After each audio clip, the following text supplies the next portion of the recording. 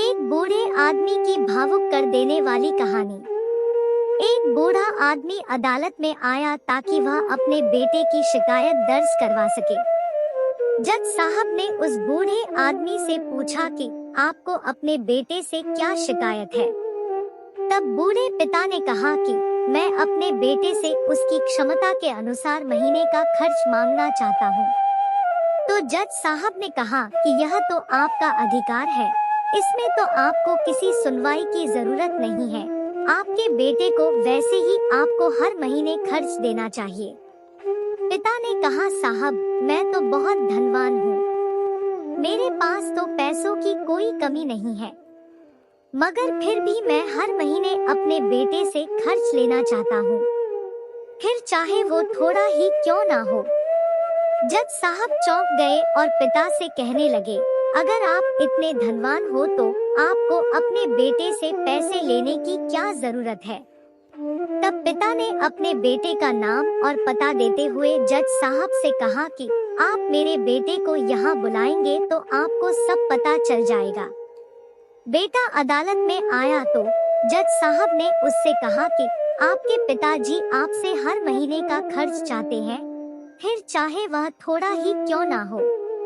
बेटा तो जज साहब की बात को सुनकर आश्चर्यचकित हो गया और कहने लगा कि जज साहब मेरे पिता तो बहुत धनवान है, उनके पास तो पैसों की कोई कमी नहीं है, फिर उन्हें मुझसे पैसे लेने की क्या जरूरत है। जज साहब ने कहा कि यह तो तुम्हारे पिताजी की मांग है और वह अपनी मांग के लिए स्वतंत्र है।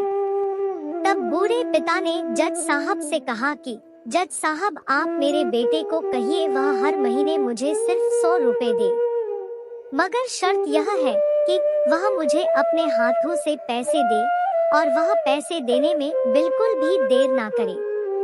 जज साहब ने कहा, आप चिंता ना करें, बिल्कुल ऐसा ही होगा। जज साहब ने उस आदमी के बेटे से कहा कि तुम अपने पिताजी को हर महीने 100 रुपए दोगे, हर महीने बिना देरी के उनके हाथों में पैसे दे दिया करना, यह अदालत का आदेश है।